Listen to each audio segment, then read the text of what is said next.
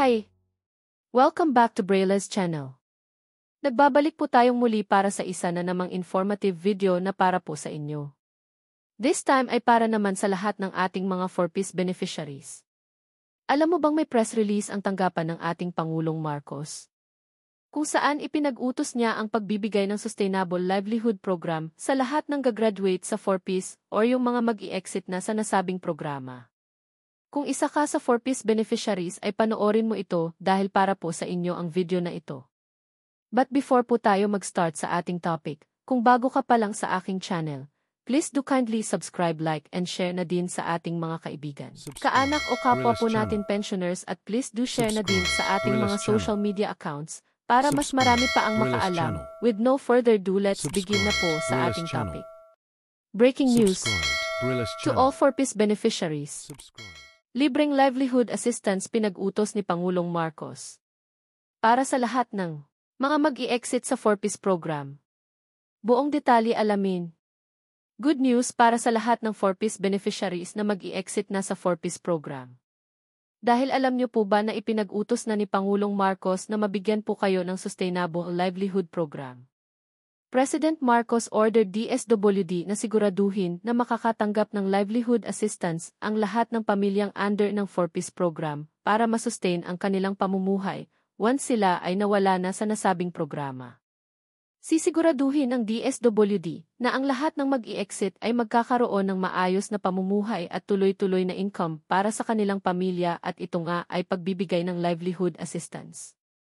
Pero kakailanganin nyo pa ring ma-meet ang certain behavioral conditions para makonsidera po tayo sa livelihood assistance.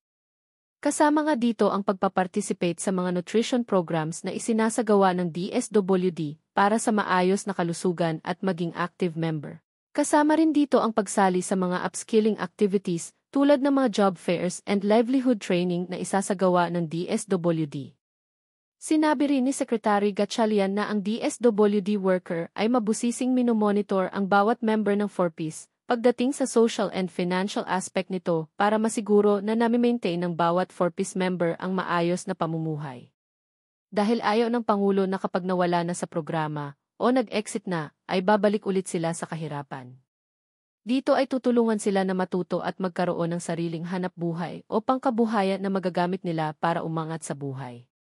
Nakipagtulungan na rin ang DSWD sa Technical Education and Skills Development Authority or TESDA and the Commission on Higher Education or CHED to provide continuous assistance sa lahat ng mag-i-exit na 4Ps member.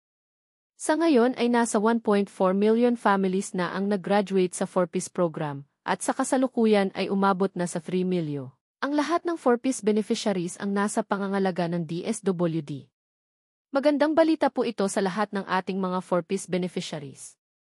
Naway magamit niyo po ito sa tama at maayos na pamamaraan sa tulong ng DSWD ay aangat po tayo sa buhay.